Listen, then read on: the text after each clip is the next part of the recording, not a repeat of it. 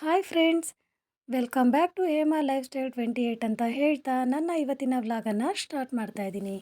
So friends, ಎಲ್ಲರೂ ಹೇಗಿದ್ದೀರಾ? I hope ಎಲ್ಲರೂ ಚೆನ್ನಾಗಿದ್ದೀರಾ ಅಂತ ಅಂದ್ಕೊಂಡಿದ್ದೀನಿ. ಸೊ ನಾನು ಇವತ್ತು ನನ್ನ ವ್ಲಾಗನ್ನು ಸ್ಟಾರ್ಟ್ ಮಾಡ್ತಾ ಇದ್ದೀನಿ. ಸೊ ಫ್ರೆಂಡ್ಸ್, ಎಲ್ಲರೂ ಕೂಡ ನನ್ನ ವಿಡಿಯೋನ ಸಬ್ಸ್ಕ್ರೈಬ್ ಮಾಡ್ಕೊಳ್ಳಿ ಅಂತ ಹೇಳ್ತಿದ್ದೀನಿ. ಸೊ ಯಾಕಂತಂದರೆ ತುಂಬ ನನಗೆ ವ್ಯೂಸ್ ಬರ್ತಿದೆ, ಒಂದು 40-50 ವರ್ಷವರೆಗೂ ನನಗೆ ವ್ಯೂಸ್ ಬರ್ತಿದೆ. ಸೊ ಯಾರೂ ಕೂಡ ಇಲ್ಲಿ ಸಬ್ಸ್ಕ್ರೈಬ್ ಮಾಡ್ತಾ ಇಲ್ಲ. ಸೊ ಹಾಗೆ ನೋಡ್ತಿದ್ದೀರಾ. ಸೊ ಸಬ್ಸ್ಕ್ರೈಬ್ ಮಾಡಿ ನೋಡಿದ್ರೆ ಚೆನ್ನಾಗಿರುತ್ತೆ ಅಂತ ಹೇಳಿ ಎಲ್ರಿಗೂ ಕೂಡ ಕೇಳ್ತಿದ್ದೀನಿ. ನನಗೂ ಕೂಡ ಸಪೋರ್ಟ್ ಮಾಡಿ ಅಂತ ಹೇಳ್ತಿದ್ದೀನಿ. ಸೊ ಇವತ್ತಿನ ನನ್ನ ವ್ಲಾಗ್ನಲ್ಲಿ ಏನಿದೆ ಅಂತ ಅಂದರೆ, ನಾನು ಅಕ್ಕಿ ರಾಗಿ ಎಲ್ಲ ತೊಳೆದು ಒಣಗಾಕಿ ಮಿಲ್ಗೆ ಹಾಕ್ಸಿದ್ದೆ. ಸೊ ತುಂಬ 3-4 ಡೇಸಿಂದ ತುಂಬ ಮಳೆ ಇತ್ತು. ಈಗ 2 ಡೇಸಿಂದ ಸ್ವಲ್ಪ ಬಿಡುವು ಕೊಟ್ಟಿದೆ ಅಂತಲೇ ಹೇಳ್ಬೋದು. ಅಕ್ಕಿ ಎಲ್ಲ ತೊಳೆದು ಒಣಗಿಸಿದ್ದೆ. ಡೈಲಿ ಒಣಗ್ತಾನೆ ಇರಲ್ಲ, 2 ಡೇಸ್ 3 ಡೇಸ್ ಆಗ್ತಾಯಿತ್ತು ನನಗೆ. ಸೊ ಇವತ್ತು ನಿನ್ನೆ ಹೋಗಿ ನಾನೆಲ್ಲ ಮಿಲ್ಗೆ ಹಾಕ್ಸ್ಕೊಂಡು ಬಂದು ಇವತ್ತೆಲ್ಲ ಕುತ್ಕೊಂಡು ಚೆನ್ನಾಗಿ ಜರಡಿ ಎಲ್ಲ ಮಾಡಿಬಿಟ್ಟು ಒಂದು ಡಬ್ಬಿಗೆ ಹಾಕಿಟ್ಕೊಂಡೆ. ಸೊ ರಾಗಿ ಕೂಡ ಅಷ್ಟೇ, ಡಿಪೋ ರಾಗಿ ಅಂದರೆ ನಿಮಗೆ ಗೊತ್ತಿರುತ್ತೆ ರೇಷನ್ ಕಾರ್ಡಲ್ಲಿ ಯಾವ ಥರ ರಾಗಿ ಕೊಡ್ತಾರೆ ಅಂಥೇಳಿ. ತುಂಬಾ ಗಲೀಜಿತ್ತು ಫ್ರೆಂಡ್ಸ್. ನೀವು ಕೂಡ ಯಾರೂ ತೊಳೆದೇ ರಾಗಿನ ಮಿಲ್ಗೆ ಹಾಕಿಸ್ಲೇಬೇಡಿ ಅಂತ ಹೇಳ್ತೀನಿ. ತುಂಬ ಕಲ್ಲು ಮಣ್ಣು ತೊಳಿತಾ ಇದ್ರೆ ಬರ್ತಾನೆ ಇದೆ ಫ್ರೆಂಡ್ಸ್, ಆ ರೀತಿ ಇತ್ತು ರಾಗಿ ಅಂತೂ. ನೋಡೋಕ್ಕಾಗ್ತಿಲ್ಲ, ಅದು ಬಿಸಾಡೋಕ್ಕೂ ಮನಸ್ಸು ಬರಲ್ಲ ಹಂಗಿತ್ತು. ಸೊ ಎಲ್ಲ ತೊಳೆದು ಒಣಗಿಸಿ ಮಿಲ್ಗೆ ಹಾಕಿಸಿ ಜರಡಿ ಮಾಡಿದೆ.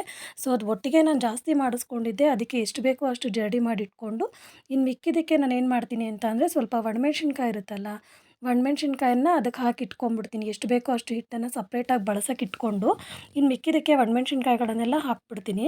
ಅವಾಗ ಏನಂತಂದರೆ ಬೇಗ ರಾಗಿ ಹಿಟ್ಟಿಗೆ ಹುಳ ಆಡಲ್ಲ ಅಂಥೇಳಿ, ಹುಳ ಆಗಲ್ಲ. ಸೊ ಮತ್ತೆ ನಾವು ಬಳಸ್ಕೋಬೇಕಂದ್ರೆ ಆ ಒಣಮೆಣ್ಸಿನ್ಕಾಯಿ ಕೂಡ ನಮಗೇನು ವೇಸ್ಟ್ ಆಗಲ್ಲ. ಸೊ ಅದನ್ನು ಕೂಡ ಎತ್ತಿಟ್ಕೊಂಡು ನಾವು ಬಳಸ್ಕೋಬೋದು, ದಿನ ಯೂಸ್ ಮಾಡ್ಕೋಬೋದು. ಮತ್ತು ಇನ್ನೊಂದು ಟ್ರಿಪ್ಪು ನೀಟಾಗೆಲ್ಲ ಜರಡಿ ಮಾಡ್ಕೊಂಡ್ವಿ ಅಂದರೆ ಏನೂ ಆಗಲ್ಲ, ಚೆನ್ನಾಗಿರುತ್ತೆ. ಸೊ ನಾನು ಸೊಪ್ಪು ಸಾರು ಮಾಡೋಣ ಅಂತ ಹೇಳಿ ಸೊಪ್ಪೆಲ್ಲ ಬಿಡಿಸ್ದೆ. ಸೊ ರಿಲೇಟಿವ್ ಕಾಲ್ ಬಂದಿತ್ತು. ಸೊ ಹಾಗೆ ಮಾತಾಡ್ತಾ ಸೊಪ್ಪೆಲ್ಲ ಬಿಡಿಸಿಟ್ಕೊಂಡೆ.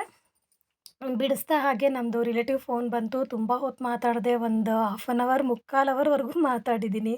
ಸೊ ಮಾತಾಡ್ತಾ ಹಾಗೆ ಏನಾದ್ರು ತಿನ್ನೋಣ ಅಂತ ಅನ್ನಿಸ್ತಿತ್ತು. ಮನೆಯಲ್ಲಿ ಚಿಪ್ಸು ಮತ್ತು ಚೋಚೋ ಇತ್ತು.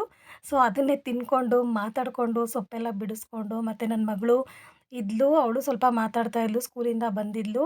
ನಾನು ಬಂದಾಗೆಲ್ಲ ಕೆಲಸ ಮಾಡ್ತಿರ್ತೀಯಮ್ಮ, ಫ್ರೀನೇ ಇರಲ್ಲ ಅಂತ ಬೇಜಾರು ಮಾಡ್ಕೋತಾ ಇದ್ಲು.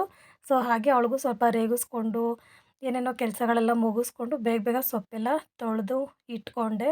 ಸೊಪ್ಪು ಕೂಡ ಅಷ್ಟೇ ಫ್ರೆಂಡ್ಸ್, ನಾವು ಒಂದು 4-5 ಸಲ ಚೆನ್ನಾಗಿ ತೊಳಿಬೇಕು. ನೋಡೋಕೆ ಮಾತ್ರ ಸೊಪ್ಪು ಚೆನ್ನಾಗಿರುತ್ತೆ, ಸಿಕ್ಕಾಪಟ್ಟೆ ಮಣ್ಣಿರುತ್ತೆ ಫ್ರೆಂಡ್ಸ್. ಸಂದಿಲಿ ಬಿಳಿ ಬಿಳಿದು ಎಲ್ಲ ಒಂಥರ ಚುಕ್ಕಿ ಚುಕ್ಕಿ ಥರ ಎಲ್ಲ ಇರುತ್ತೆ, ಅದೆಲ್ಲ ತೆಗೆದುಬಿಡಬೇಕು ನಾವು.